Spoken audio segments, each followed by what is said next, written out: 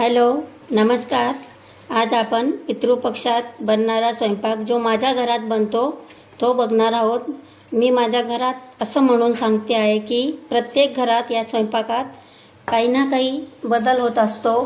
तर माझ्या सासूबाई ज्या पद्धतीने बनवायच्या हा स्वयंपाक त्याच पद्धतीने मी आज इथं तुम्हाला बनवून दाखवणार आहे। तर तुम्ही या व्हिडिओला शेवटपर्यंत नक्की बघा। तर बघा, सर्वात आधी मी इथं तुरीची डाळ कुकरला लावलेली आहे।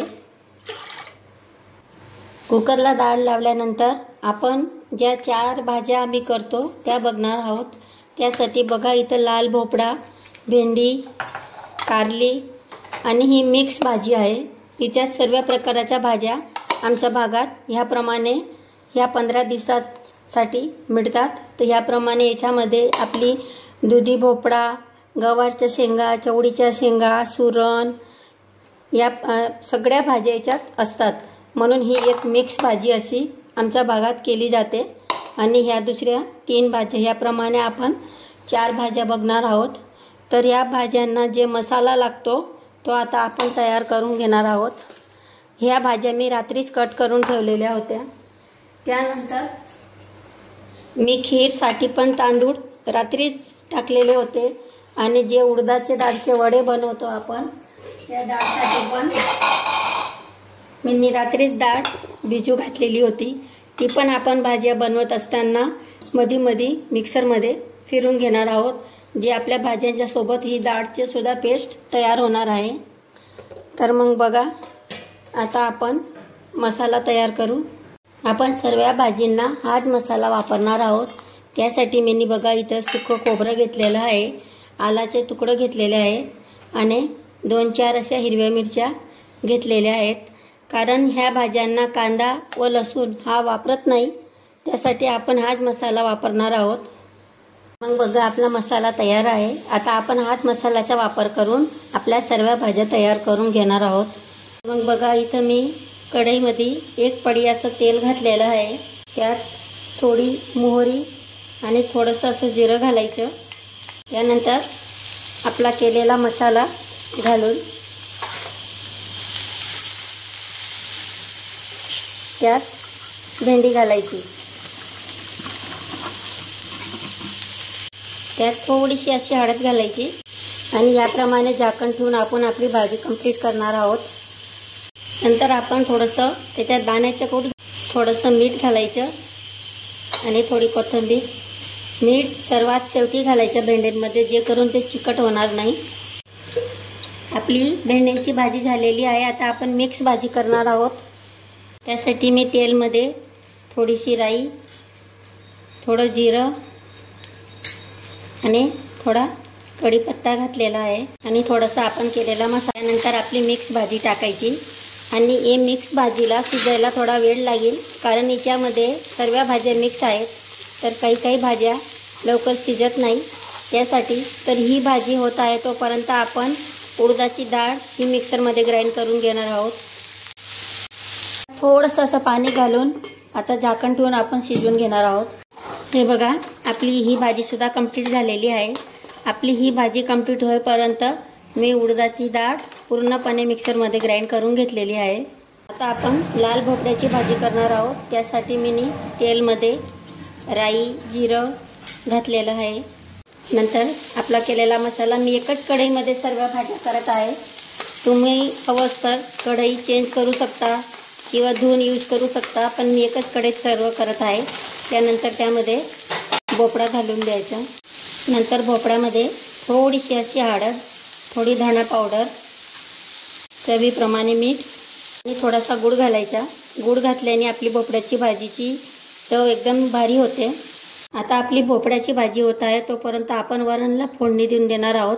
त्यासाठी मी इथं कढई ठेवलेली आहे आणि त्यामध्ये तेल टाकलेलं आहे। तेल गरम झालं की त्यात जिरं, कढीपत्ता आणि हिरवी मिरची घालायची। थोडीशी हळद घालून आपलं वरण घालायचं। चवीप्रमाणे मीठ। आता आपलं वरण आणि भोपळ्याची भाजी दोघांमध्ये थोडी थोडी कोथिंबीर घालायची। आपली शेवटची भाजी म्हणजे कारल्याची भाजी करत आहोत। तर त्याच्यात पण सेम प्रोसेसर, तेलमध्ये राई, जिरं आणि जो आपण मसाला केलेला आहे तो घालायचा। आणि मी कारले आधीच हळद आणि मीठ लावून ठेवलेले होते, तर त्यांना एका पाण्यात धुवून व्यवस्थित पिळून घेतलं आणि आता त्यांना आपण फ्राय करून घेणार आहोत। याप्रमाणे झाकण ठेवायचं। त्या कारल्यांमध्ये थोडीशी अशी मिर्च पावडर घालायची, थोडा गूळ घालायचा, गूळ हा अगदी ऑप्शनल आहे, थोडी कोथिंबीर घालायची, स्वादप्रमाणे थोडंसं मीठ घालायचं। मी आधी मीठ लावलेलं होतं पण मी ते धुवून टाकलं, धुतल्याने त्या कारल्यांचं सर्व मीठ निघालेलं आहे। तर बघा याप्रमाणे याच्यात थोडंसं आपण दाण्याचे कूट पण घालायचं। दाण्याचं कूट पण मी रात्रीच करून ठेवलेलं होतं, तर मग आपली ही भाजी पण कंप्लीट। बघा मी कुकरमध्ये एकीकडे भात लावलेला आहे। आता आपण कढी करणार आहोत, त्यासाठी मी 1 वाटी अशी दही घेतलेली आहे आणि 1/4 असं बेसन पीठ घेतलेलं आहे। 2.5 वाटी असं पाणी घ्यायचे, परफेक्ट मेजरमेंट आहे। कढईमध्ये तेल घेतलेलं आहे, त्यामध्ये आपण राई, जिरं, कढीपत्ता, थोडासा मेथी दाणा आणि हिंग घालायची, दही घालायची, चवीप्रमाणे मीठ घाला, कोथिंबीर घाला। आपल्या खीरसाठी आपण तांदूळ ग्राइंड करून घेणार आहोत। हे तांदूळ मी रात्रीच भिजत घातलेले होते, त्यामध्ये थोडंसं पाणी घालून आता याला ग्राइंड करून घ्यायचं। बघा इथं मी 1 कप दूध आणि 1 कप पाणी असं घेतलेलं आहे। ते व्यवस्थित गरम झालं की त्यात आपण जे तांदूळ पेस्ट केले ते घालायचे आणि तुमची क्वांटिटी प्रमाणे त्यात साखर घाला। ड्रायफ्रूट घालून आपली खीर कंप्लीट झाली। आता आपण पाटवडी बनवणार आहोत, त्यासाठी बघा मी इथं बेसन पीठ घेतलेलं आहे आणि थोडं पाणी घालून त्याचं पेस्ट तयार करून घ्यायचं। मी कढईमध्ये तेल घेतलेलं आहे, त्यात जिरं घातलेलं आहे आणि थोडीशी हिंग घालायची। नंतर आपण जे आधी वाटण केलेलं होतं ते घालायचं, थोडीशी हळद घालायची आणि अर्धा ग्लास असं पाणी घातलेलं आहे, थोडंसं मीठ, कोथिंबीर। नंतर जे आपण बेसन पीठचं पेस्ट केलं ते घालायचं। त्याला पटकन फिरवायचं, नाहीतर ते खाली तळाला चिटकेल। थोडीशी तीळ घालायची, याला वाफून घ्यायचं। त्यानंतर ताटाला खाली तेल लावून याप्रमाणे त्याला प्रेस करून घ्यायचं। थोडीशी तीळ आणि कोथिंबीर घालायची। आता आपली पाटवडी पण व्यवस्थित सेट झालेली आहे। जोपर्यंत आपली पाटवडी सेट होत होती तोपर्यंत मी एकीकडे बघा आळूचे पानं तयार करून घेतलेले आहेत। याची रेसिपी मी स्किप केलेली आहे, कारण आपला व्हिडिओ जास्ती मोठा झाला असता, त्यासाठी मी याची रेसिपी दाखवलेली नाहीये।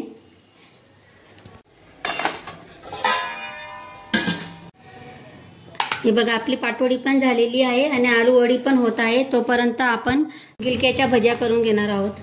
बघा गिलक्याची भजी करताना पीठ थोडंसं घट्ट ठेवायचं, एकदम पातळ करायचं नाही, नाहीतर ते गिलक्याला चिटकणार नाही, त्यासाठी।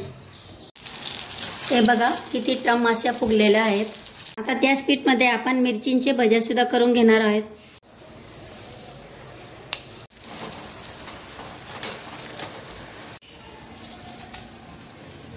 आता बघा त्याच तेलमध्ये आपण आळूचे पानं सुद्धा तळून घेणार आहोत।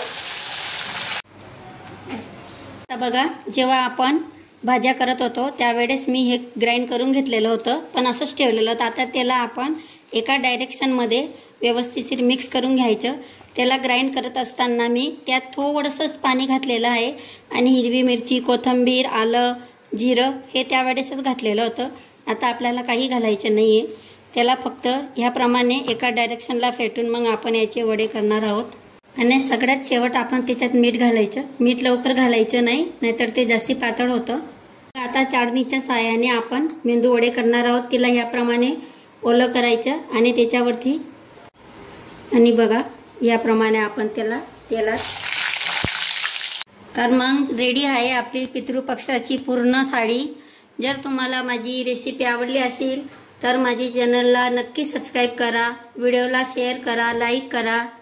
धन्यवाद।